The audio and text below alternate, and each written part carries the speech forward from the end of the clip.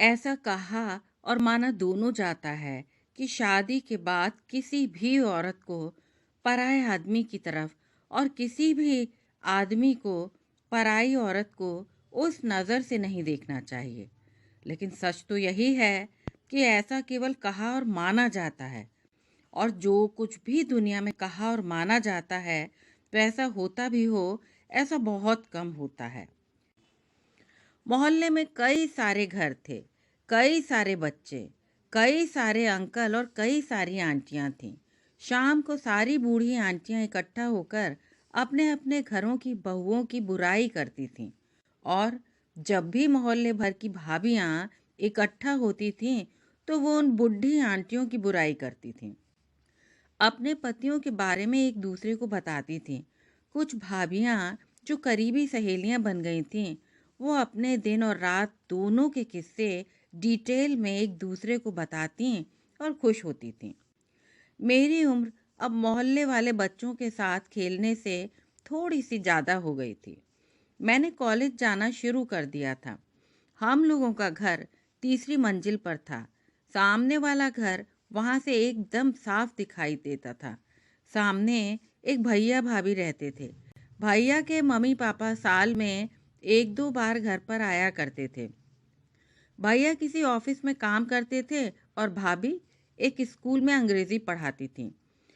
वैसे तो हमारे शहरों और मोहल्लों में ऐसे भैया भाभी बहुत ही कॉमन हैं, जिनके बीच की केमिस्ट्री को देखकर कभी लगेगा ही नहीं कि इनकी अरेंज्ड मैरिज हुई होगी।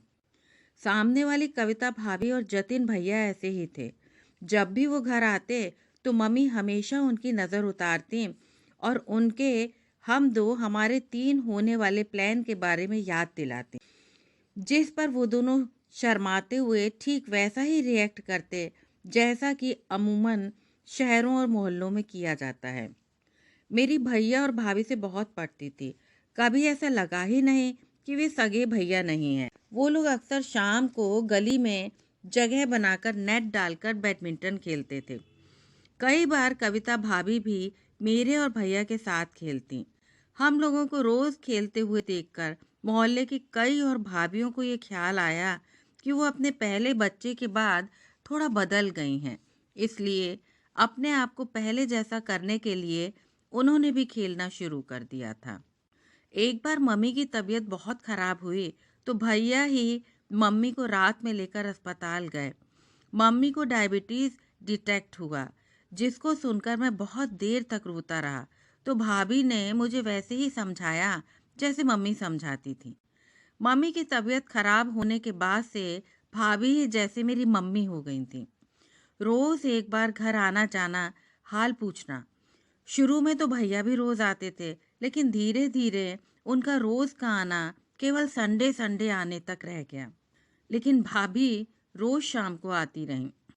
कई बार जब पड़ोसियों को आना बहुत ज़्यादा हो जाता है तो दोनों घरों में जो भी सब्जी बनती है थोड़ी ज़्यादा बन जाती है। भाभी रोज थोड़ी सी सब्जी या फिर जो भी चीज़ बनी उसको एक कटोरी में ले आती और टेबल पर रखते हुए कहती, थोड़ी ज़्यादा बन गई थी, बिट्टू खा लेगा। और उन दिनों मोहल्लों में पड़ोसी के किसी भी बर्तन को खाली लौटाने का चलन नहीं था। तो मम्मी भी इसके बाद जो कुछ बना होता उसको कटोरी में वापस भरकर देती और कहती, ज़्यादा तो नहीं है लेकिन चख के बताना कैसा है। रोज का यही सिलसिला था। एक दिन मम्मी ने दिन में कुछ स्पेशल बनाया और मुझे देते हुए बोली, देखो सामने कविता आ गई हो तो ये दे आओ, दिन में खा लेगी। मैं कटोरी लेकर उनके घर पहुंच गया। घंटी बजाई लेकिन कुछ देर तक दरवाजा नहीं खुला। तो मैं लौटने लगा, तभी दरवाजा खुला। मम्मी ने कुछ भेजा है। मैंने कटोरी आगे बढ़ाते हुए कहा। कटोरी हाथ में दी और चलने लगा। अंदर आ जाओ, कटोरी लेते जाना, भाभी ने दरवाजे से हटते हुए कहा। मैं अंदर आ गया। भाभी किचन में गई, वहां पर कटोरी खाली की और जो सब्जी उन्होंने बनाई थी वो हमारी वाली कटोरी में डालकर मुझे दे दिया। सूजी हुई थी, जैसे कि बहुत रोई हों। क्या हुआ आपको भाभी? क्या आप रो रही थी? नहीं तो, ये कहते भाभी अपने आप को रोक नहीं पाई और बहुत जोर से रोने लगी। रोते ही उनको लगा कि मेरे सामने उन्हें नहीं रोना चाहिए। तुरंत ही अपने आंसू पोंछकर बोली, किसी से कहना मत। आपको हुआ क्या है? भैया ने कुछ कहा है क्या? ये बोलते ही मुझे लगा मैं शायद कुछ ज़्यादा ही बोल रहा हूँ। मैंने तुरंत ही सॉरी बोलकर अपनी कटोरी लेकर वहाँ से चल दिया। मुझे कुछ समझ नहीं आ रहा था, पता नहीं क्यों, लेकिन उस दिन मैंने भाभी को पहली बार अवॉइड किया। ऐसा लग रहा था कि सामने वाले घर का कोई राज मुझे पता चल गया है, जिसको मैं केवल अपने तक ही रखना चाहता था। इसके बाद कई दिनों तक मम्मी के कहने के बावजूद भी मैं कभी सामने उनके घर नहीं गया। कोई ना कोई बहाना बनाकर मैं मना ही कर देता। उस दिन के बाद से भाभी मेरे लिए भाभी जैसी नहीं रही। एक संडे शाम को जब भैया भाभी दोनों घर आए हुए थे, तो मुझे देखते ही भैया बोल पड़े, आजकल खेलने नहीं आते? पेपर चल रहे हैं क्या? हाँ, पेपर होने वाले हैं, इसीलिए। मैंने कहा, बढ़िया है, पढ़ो यार, लेकिन कभी कभी खेलने में कोई नुकसान नहीं है।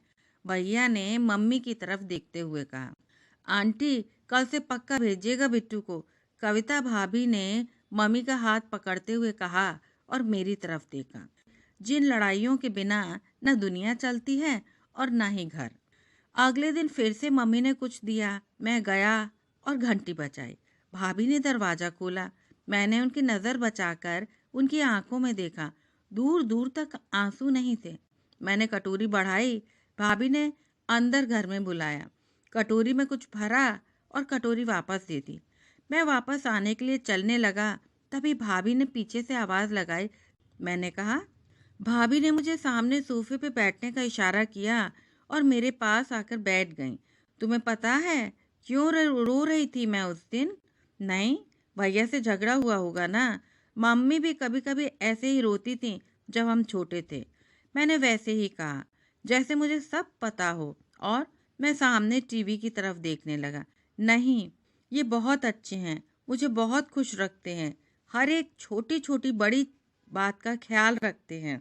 भाभी ने अपने बालों का जूड़ा बनाते हुए कहा, फिर छोड़िए, मुझे नहीं पूछना चाहिए। इतना कहकर मैं वहां से चलने लगा। नहीं, ऐसी बात नहीं है, ये बहुत अच्छे हैं, इसीलिए मुझे डर लगता है। मैं समझा नहीं।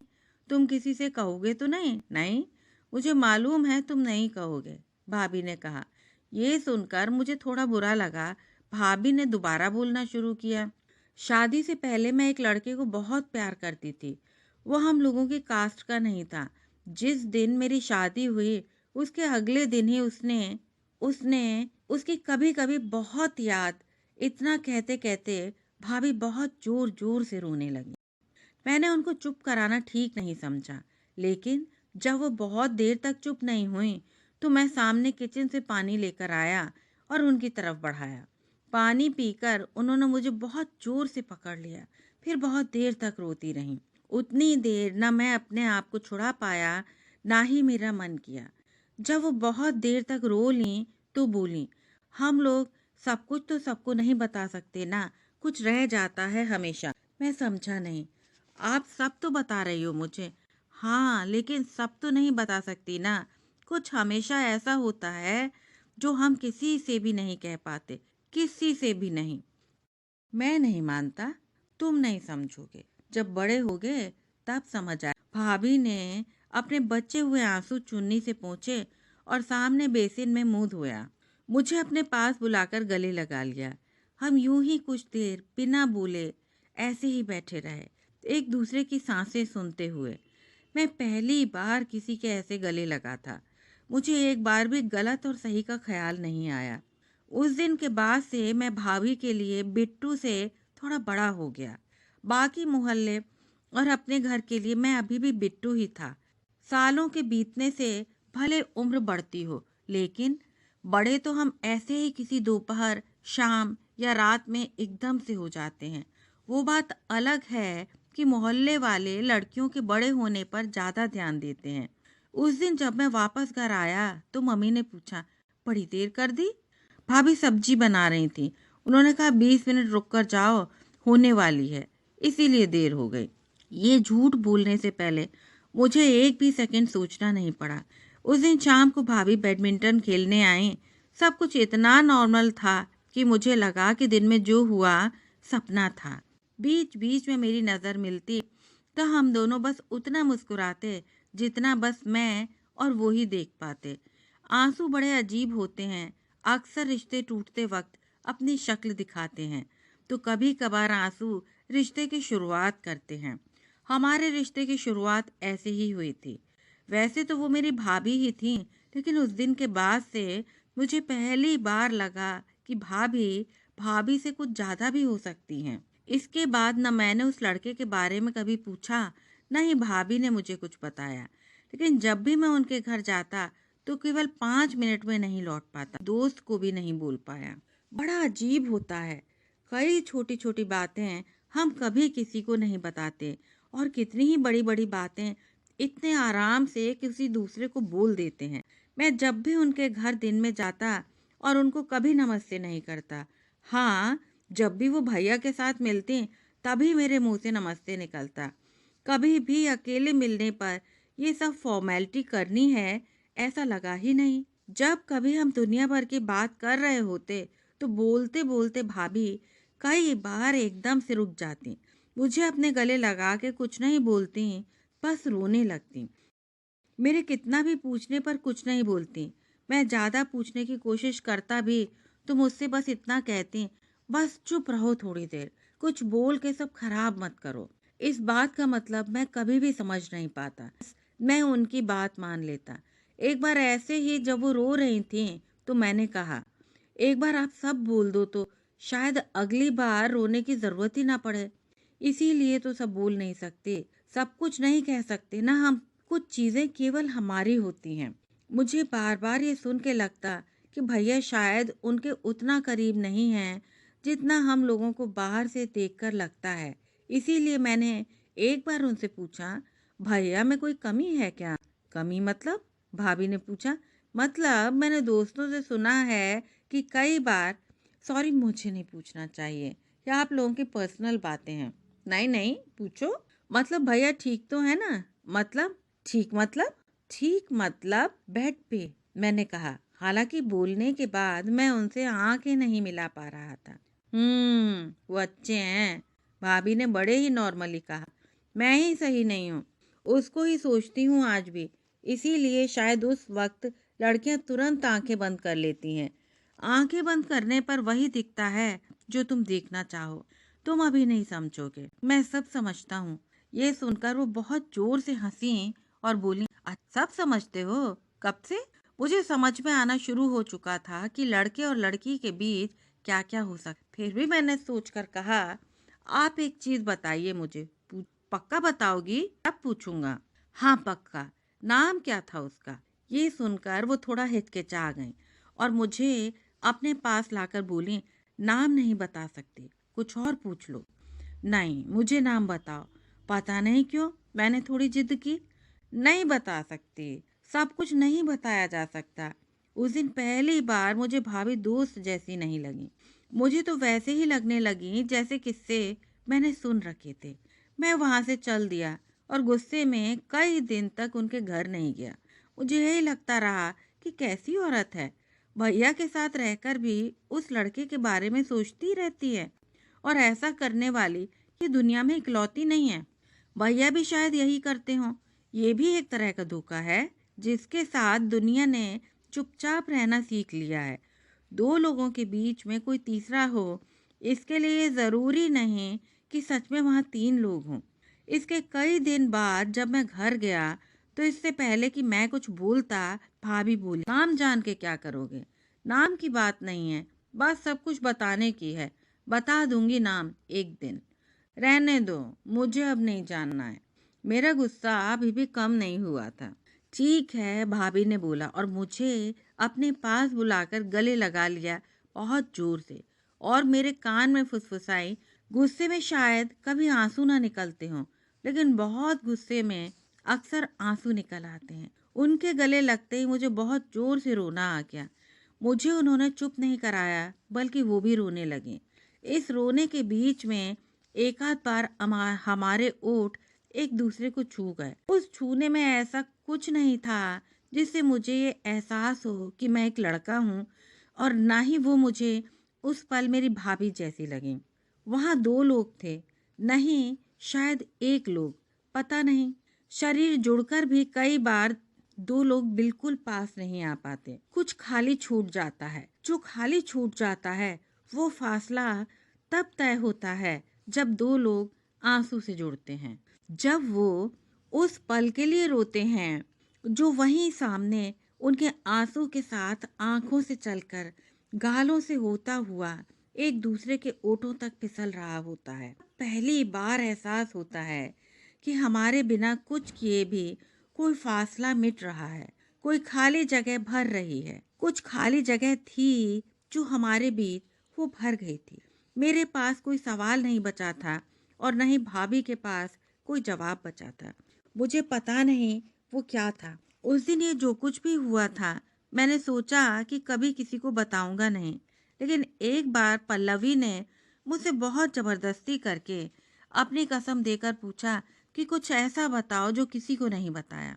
मैंने उसको ये बताया कि एक भाभी हैं जो बहुत अच्छी हैं, बहुत अच्छी दोस्त है मेरी। पल्लवी ने उस वक्त तो कुछ नहीं कहा, लेकिन उसके बाद जब भी मैं पल्लवी से मिलता तो हम 3 हो जाते, पल्लवी, मैं और भाभी। उसको हमेशा ही लगता मैंने उसको पूरी बात नहीं बताई है। वो हमेशा कहती कि तुम ऐसा कैसे कर सकते हो जब मैंने कुछ ऐसा किया ही नहीं था। पल्लवी उस दिन के बाद से कभी आगे ही नहीं बढ़ पाई। वो वहीं हमारे रिश्ते के साथ अटक गई थी। वो बार बार यही पूछती, सब बताओ मुझे, पूरा बताओ। क्या बताऊं? मैं सब कितनी बार बता चुका हूँ, मैं खींच कर बोलता। नहीं, तुमने पूरा नहीं बताया, मुझे सब कुछ सुनना है। पल्लवी थोड़ा और गुस्से में कहती, मैं बता चुका हूँ सब कुछ, तुम झूठ बोलते हो।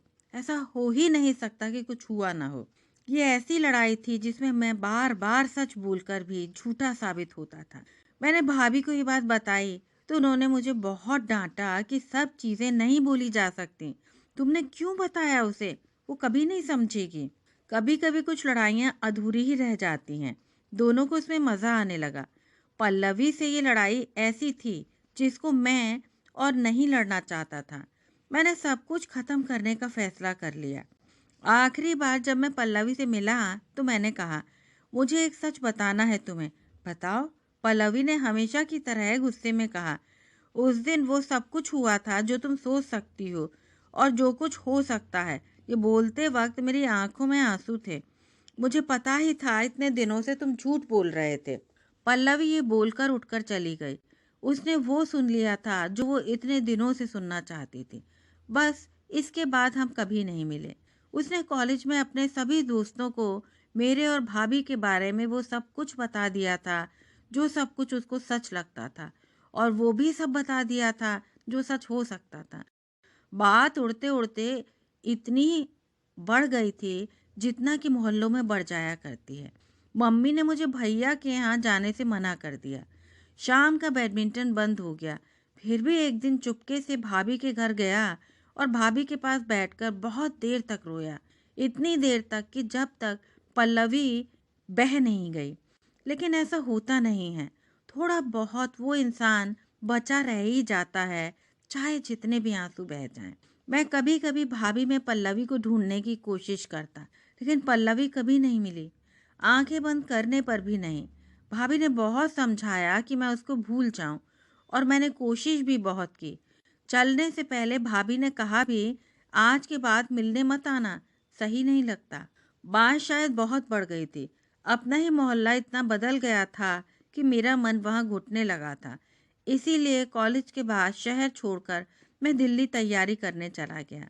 कई बार शहर छोड़ने का सबसे बड़ा फायदा ये होता है कि शहर में रहने वाले लोग आपको याद नहीं आते, क्योंकि बार बार आपको उस गली, मोहल्ले, चौराहों से गुजरना नहीं पड़ता जहां आपको कभी ठहरे हुए से प्रतीत होते हैं।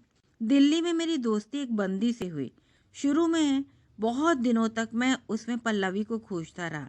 मैं भी वैसे ही आंखें बंद करता रहा जैसे भाभी किया करती थी, जैसे दुनिया किया करती है। वो पूछती भी क्या बात है, तो मैं उसे कुछ नहीं बता पाता। वो बात तो कभी नहीं, क्योंकि पूरा शायद बताया ही नहीं जा सकता। कुछ चीजें केवल हमारी होती हैं। मुझे अक्सर ही भाभी की कमी खलती रही, जिसके पास बैठकर जी भर रो पाता। लड़के वैसे भी अपने दोस्तों के सामने सही से रो नहीं पाते, बता चाहे सब कुछ दें। अब जब मैंने शहर छोड़ दिया था, धीरे धीरे मोहल्ले में मेरी और कविता भाभी वाली कहानी की जगह किसी और बिट्टू और कविता भाभी की कहानी ने ले ली थी। बड़े अजीब होते हैं ये मोहल्ले वाले। मोहल्ले और शहर जहां बस कहानियों के किरदार बदलते हैं, कहानियां नहीं। मोहल्ले की बहुत सारी भाभियां उस खास वक्त में वैसे ही अपनी आंखें बंद करती रहीं और वही देखती रहीं जो वो देखना चाहती थी। मोहल्ले के सारे भैया अपनी अपनी पल्लवी को वैसे ही आंखें बंद करके ढूंढते रहे और शायद इसीलिए दुनिया ने अपनी आंखें मूंद ली थी। देना लड़का हुआ है जतिन और कविता को। मैं सामने घर पहुंचा। भाभी ने दरवाजा खोला और हमेशा की तरह मैंने नमस्ते नहीं किया। वो मुझे अंदर घर में लेकर गई। वहाँ बच्चा सो रहा था। बहुत बहुत बधाई। कैसी हैं आप? बहुत अच्छी। तुम कैसे हो? मैं भी बढ़िया। भैया कहाँ हैं? शाम को आएंगे। क्या है बच्चे का नाम? मैंने बच्चे को निहारते हुए पूछा। भाभी ने कुछ सोचा और बोली, ऐसे तो बंटू बुलाते हैं। तुम बताओ, गर्लफ्रेंड बनी तुम्हारे? और पल्लवी को भूल पाए? भाभी ने मेरी आंखों में देखकर पूछा। हाँ, नहीं, शायद थोड़ा थोड़ा। तुम नाम पूछते थे ना उसका? उसका नाम? भाभी ने अभी अभी उसका नाम बोलना शुरू ही किया था। इससे पहले वो नाम पूरा बोल पाती, इतने में मैं बोला, नहीं जानना मुझे। कुछ चीजें केवल हमारी होती हैं। ये बोलते हुए मेरे और ये सुनते हुए भाभी के बीच कोई खाली जगह भर गई। बहुत दिनों बाद मैं फफक फफक के रोया और बिना कुछ बोले वहां से चल दिया। भाभी ने मुझे नहीं रोका, बस मुझे ये सुनाई पड़ा कि वो सिसक रही थी और शायद बार बार बंटू बंटू बोल रही थी। जब मैं लौट रहा था तो दोपहर शाम के कपड़े पहनना शुरू कर चुकी थी। एक लड़के ने बैडमिंटन का नेट लगाया हुआ था और मोहल्ले की कुछ नई भाभियां बैडमिंटन खेल रही थी। ये कहानी, यदि आपको ये कहानी अच्छी लगी हो तो कृपया चैनल को लाइक, शेयर, सब्सक्राइब